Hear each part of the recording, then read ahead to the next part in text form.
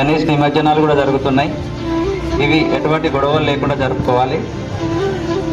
ముఖ్యంగా యూత్ చెప్పేది ఏంటంటే ఇవి అయిపోయిన తర్వాత మన దగ్గర మీరు మంచిగా చదువుకోండి.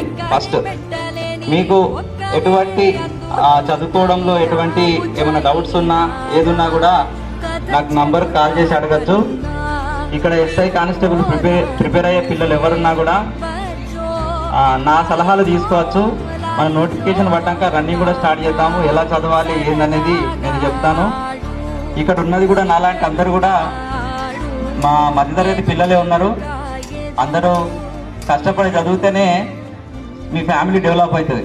లేకపోతే ఇంకా కూడా వాళ్ళు కూలి పని వ్యవసాయం చేసుకోవాల్సి వస్తుంది. కాబట్టి ఆటలు అనేది ఆరోగ్యానికి చాలా మంచిది. అంటే మనం హెల్తీగా ఉంటాం, ఆటలు ఆడాలి, దాంతోపాటు చదువుకోవాలి. ఎప్పుడు కూడా మీరు మీ యొక్క తల్లిదండ్రులను గుర్తు చేసుకోవాలి. ఇక్కడ చాలా మంది తల్లిదండ్రులు కూడా పొద్దున నుండి సాయంత్రం వరకు ఎర్రటెండల కూలి పని నాలి పని చేసుకుంటూ బతుకుతారు.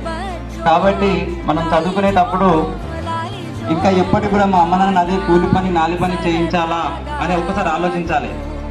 నాకు ఒకవేళ గవర్నమెంట్ జాబ్ వస్తే మా అమ్మ నాన్న కొన్ని చాలా నీడలా హ్యాపీగా చూడొచ్చు. వాళ్ళు కూడా 10 మందికి చెప్పుకుంటారు నా కొడుకు జాబ్ వచ్చిందని. ఇది ప్రతి పిల్లోడు తన మైండ్లో పెట్టుకోవాలి. నేను కూడా మీలాంటి ఫ్యామిలీ నుండే వచ్చిన కాబట్టి చెప్తున్నా, మీకు ఎటువంటి సహాయ సహకారాలు కావాలన్నా వేమనపల్లి మండలంలో ప్రతి గ్రామంలో నన్ను సలహా అడగచ్చు.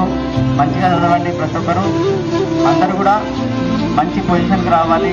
మన మండలం ప్రతి ఒక్కరి ఇప్పుడు ఏ జాబ్ రాసినా కూడా ఖచ్చితంగా ప్రతి ఊరు నుండి జాబర్స్ ఉండాలి. అందరూ డెవలప్ అయ్యి అందరూ హ్యాపీగా ఉండాలని కోరుకుంటూ ఇంత మంచి అవకాశం ఇచ్చినటువంటి ఈ యాజమాన్యానికి ధన్యవాదాలు తెలుపుకుంటూ ముగిస్తున్నాను. Thank you sir. మరి సార్ ఇచ్చినటువంటి అమూల్యమైనటువంటి